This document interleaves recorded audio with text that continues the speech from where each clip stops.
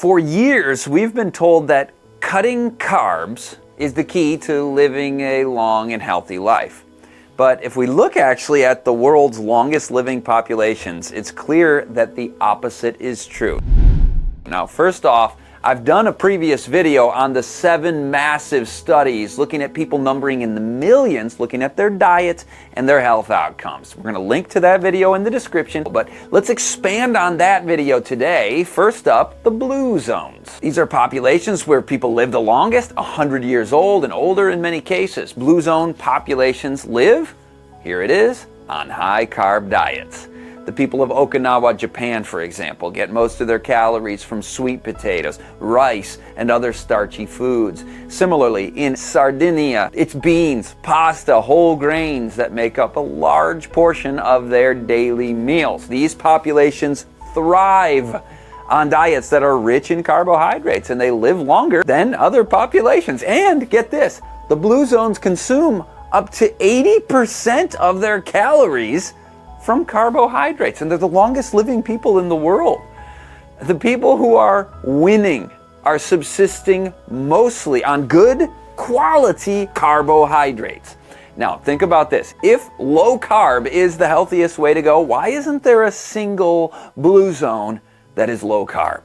Some people point to the traditional diets of people like the Inuits and the Maasai, who consumed mostly fat and protein from animal products, fewer carbs, but their life expectancy is way shorter than that of the blue zones. Yeah, I get it, probably partly because of the harsh living conditions, but still, we cannot find anywhere where people who are low carb are outliving the populations of the blue zones or even coming close. Take the Adventist health studies, for example.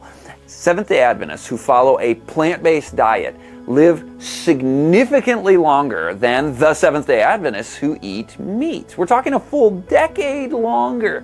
The health benefits are clear. A diet rich in whole plant foods, which a lot of that is going to be carbohydrates, it reduces the risk of heart disease, cancer, other chronic illnesses. And remember, it's not just about cutting out meat, dairy, and eggs, and then just eating a bunch of sugar and oil and refined grains. No way. It's about filling your plate with nutrient-dense, whole, full fiber foods that support your body's natural functions. So the research is clear.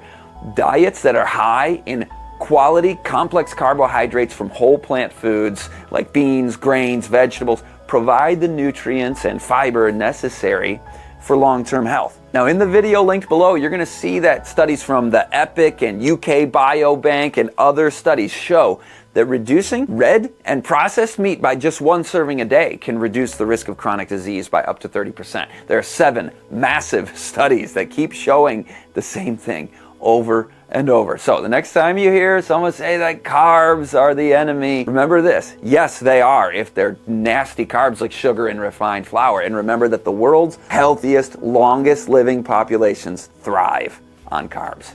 They're not just surviving, they are thriving because they're eating the foods that support health and longevity. If you want to live a longer, healthier life, don't fear carbs. Embrace them. Choose plant-based whole foods and make carbs your friend. Your body and your future self will thank you.